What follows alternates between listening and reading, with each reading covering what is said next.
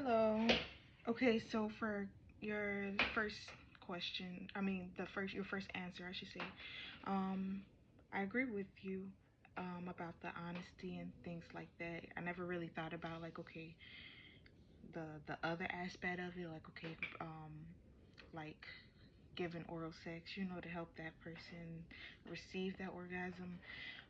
But I did in my mind, I was thinking like just being honest because this is a long-term relationship. You want that person to be as satisfied as you're being satisfied, and that just works for like the relationship.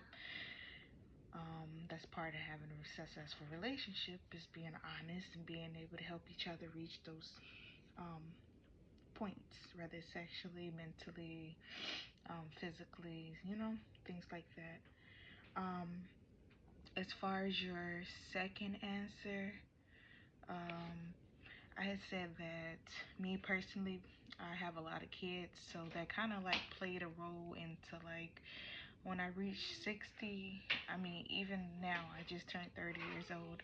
Um, I'm more focused on like maybe traveling and just trying to accomplish things now. So I feel like around that time, I'll be, you know, reaping my fruits and just things like that. Just looking at life differently because I passed that part of life already. Um, as for your third answer, let me play it really quick. There's a minimum length of time people should date before they get married. If so, how long? Explain your stance. Yes, I believe there should be a minimum dating period before marriage, while expectations may be different. Okay, yes. So your answer to number three, I completely agree. Yes, people should have the time that they live together because that's the way that you learn somebody, like how they juggle their finances, just how they live. Are they clean? Are they dirty? Just things that you learn. Like, say a person was used to staying outside till like 4 o'clock in the morning. Um, by y'all not living together, sometimes you might not know those things, and it's just all about learning that person to see if this can go any further or anything like that.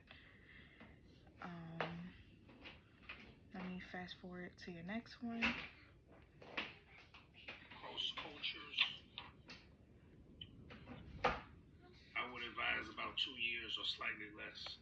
I say 2 years because this gives the couple to navigate a marriage. Can a friends with benefits situation work? If so, for how long? What would need? Okay, so for that one, the friends and benefits, question number four, or your answer to number four, um, I disagree with that one. Because I feel like when sexual things come into play, um, things change. Whether it doesn't matter what agreements that you set up or anything like that, those typically change. Feelings get involved, and I feel like just overall them being like toxic and things like that because they know how each other is anyway, so they just probably just like mm, I don't think that can work at all. Maybe temporarily at the beginning, but long term, no, not at all. To happen in order to ensure it continue to be a success? If not, why not? Let Explain your me fast stance. forward. It could work for a long time